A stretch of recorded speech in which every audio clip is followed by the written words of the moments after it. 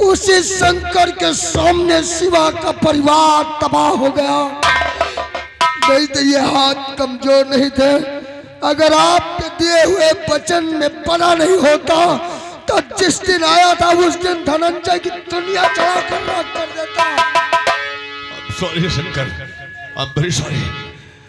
नहीं जानता था कि ये कसम तुमसे दे रहा हूं, इसका नाम क्या होगा। मैं जानता हूं कि वो तूफान हो तुम, कि धनंजय जैसे ठाकुर को चिट्ठियों में मसल देते तुम, लेकिन सच है कि मुझे दिए हुए वचन में बंधे थे तुम। लेकिन शंकर, आज तुम्हें मैं अपने हर बंधन से मुक्त करता हूं, हर कसम से आजाद करता हूं तुम्हें, और हुक्म देता हूं कि जाओ और मिटा दो इन कुत्तों को, मार दो इनको गोली, मिटा दो इनका नामो निशान दुनिया से। ऐसे पापियों को मारना पाप नहीं पुण्य कहलाएगा। जाओ शंकर, तुम्हें जेल नहीं होने दूंगा मैं, ये मेरा हुक्म है। जाओ मार डालो इन कुत्तों को। फिर से शंकर बन जाओ, उठा लो गन। धनंजय सिंह, तुमने गरीब की दुनिया को आग लगाया है। मेरे सामने एक गरीब की दुनिया उजाड़ी है तुमने। आ रहा हूं मैं भी तुम्हारे पास। आज तक जज आलोक बरनामा जिसे मौत दिया है उसे कलम से मारा है, लेकिन आज आलोक वर्मा तुम्हें मारने के लिए खुद आ रहा है। खुद कानून हाथों में लेने जा रहा है। एक जज मारूंगा तुम जिसे पापियों को। आ रहा हूं मैं भी।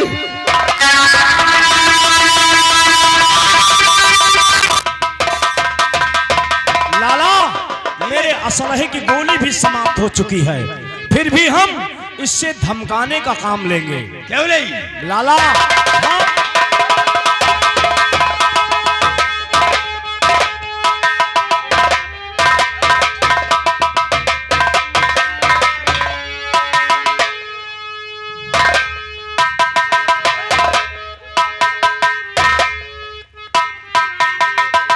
सावधान रहो, वरना गोली चलेगी। खोपड़ी आसमान में धुआं के माफे उड़ते नजर आएंगे। भयानक ख्वाब देख रहा हो धनंजय सिंह। यह ख्वाब तुम्हारा पूरा तो नहीं होगा, मगर सुनने में जरा अच्छा लगा। तुम दोनों की यहां मौत खींच कर लाई है। मौत से कान बचा है ठाकुर। मौत तो बरहक है, मौत तो सबको आनी है। मौत यहां भी होगी, लेकिन किसकी मौत होगी ये ऊपर वाला जानता है। मौत का डर सुना है ठाकुर को। अरे ठाकुर के घर मौत दाया का काम किया करती है। मां कसम, वही दाया कभी कभी मौत बनकर तुम जैसे कमीनों की हवेली को तुम्हारा कब्रिस्तान भी बना देती है। तो देख, आज हम 3 तक गिनती गिनेंगे, उसके पहले जमीन पर हथियार नहीं डाल दिया तो तुम दोनों में से एक की खोपड़ी आसमान तोड़ती नजर आएगी। पिस्तौल की नोक पर डायलॉग बोल रहे हो? अरे पिस्तौल की नोक पर तो हिजड़े भी डायलॉग बोलते हैं। लेकिन भूल मत ठाकुर, बारूद की ढेर पर बैठा हो तो बारूद की ढेर पर बैठकर चिंगारियों से मत खेलो ठाकुर, ना जलकर राख हो जाओगे। तो चल आज आजमा लेते हैं। नंबर 1, नंबर 2, नंबर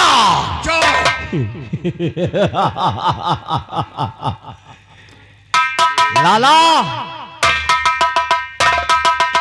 अब आया ऊंट पहाड़ के नीचे। ठाकुर धनंजय सिंह, गलत फहमी में जी रहे हो।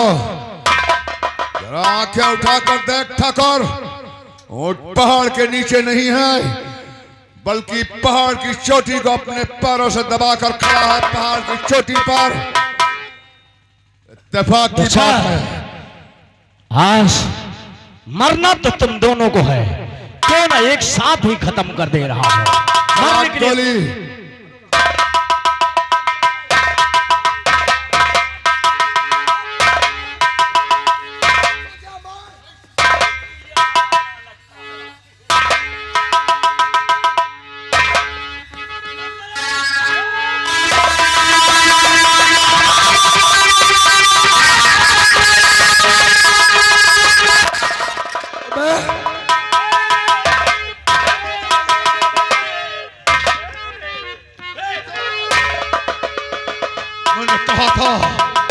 कहा था ठाकुर कि बारूद की ढेर पर बैठकर चिंगार जैसे मत खेल।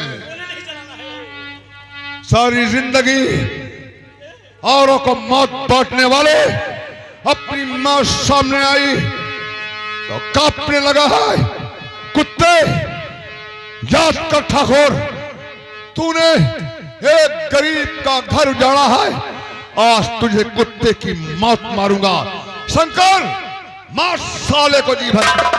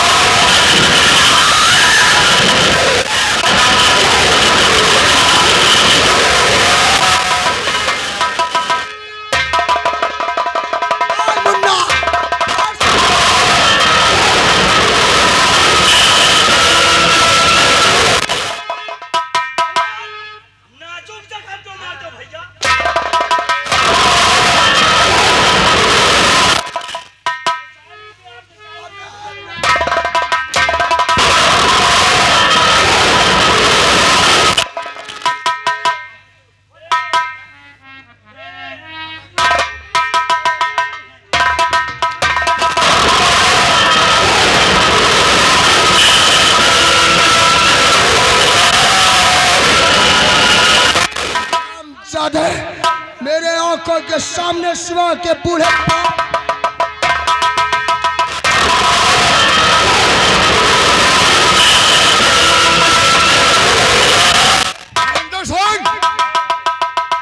मां तेरे सर के चारों तरफ मंडरा रही है ठाकुर।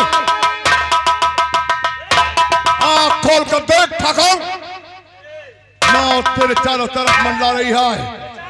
देख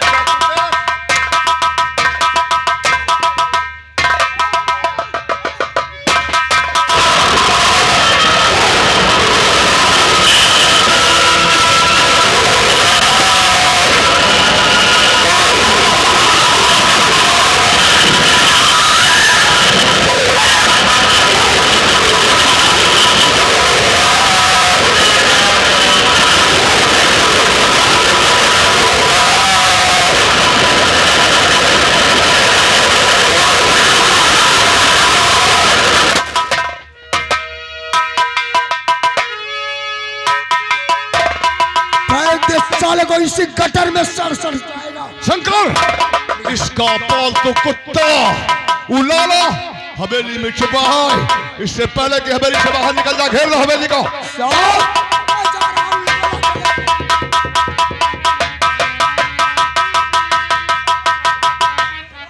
अब मैं कैसी का भागू?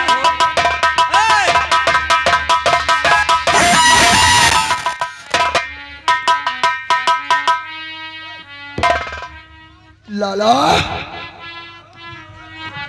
तो आई लव यू। नोटों की खुशबू हाँ, सूंघते सूंघते गरीबों के घर में पहुंच जाता है। नोटों की खुशबू आती। रुक रे मुन्ना, अरे उतार लो लाला के सारे कपड़े, नंगा कर दो साले को। बहुत जुल्म उठाया है गरीबों पर तूने कुत्ते। ठाकुर के पालतू कुत्ते, ठाकुर की गुलामी का पट्टा पहनकर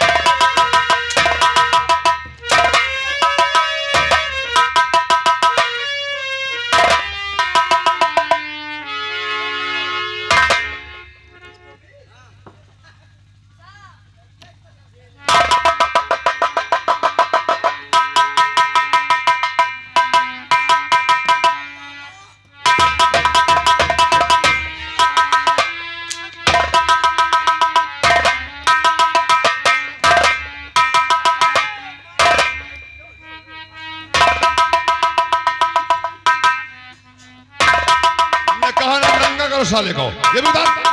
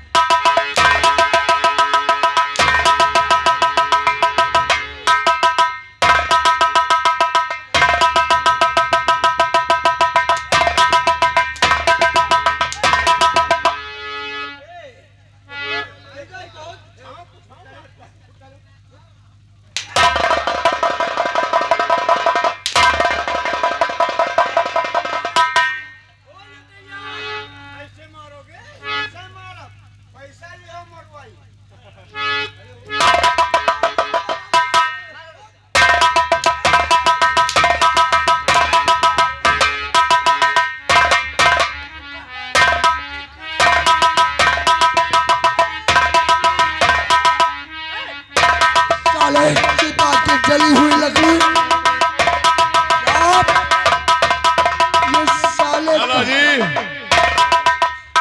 वही खाता फाट गया तुम्हारा। आओ आओ यहाँ आओ। रोक शंकर, किसी ने कहा है, किसी बुजुर्ग से सुना था मैंने कि भले घोड़े को दो चाबुक बहुत होता है और भले आदमी को दो बात ही बहुत होती है, लेकिन इन कमीनों के लिए इन कुत्तों ने तो बेइज्जती का लाइसेंस बनवा लिया है। अब ऐसे कुत्तों को जिंदा रहना ठीक नहीं है। जाओ लाला, तुम्हारा बुलावा आ गया है, आगे बढ़ो। जा लाला जा, जा देख, जा ऊपर जा।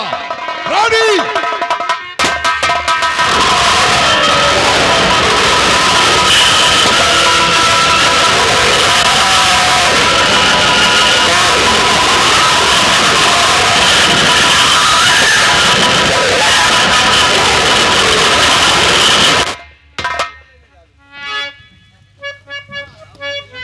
क्या करने जा रहे हो? अरे उठा के फेंक दो साले को। अरे भैया फेंकम नहीं, तिनके पापी का छोप पाप। क्या छूना पाप है? कि तिनके पापी का छोप पाप हम छूबे ना। अब हम जादू से इनका नचावत ले जाएगा। क्या नचाते हुए? हाँ नाचो। हाँ अरे आओ बंगाल में क्या बात कर रहा है? नाने पर से बंगाल में। और अगर ना नाची तो तुझे नचाऊंगा। हाँ ठीक है। चल देखते। सुमरो तुमको दाता पीर खाते सवा शेर पीर, असली सूरत का दो तीर मंत्र छू छू छू, मंत्र छू छू छू, मंत्र छू।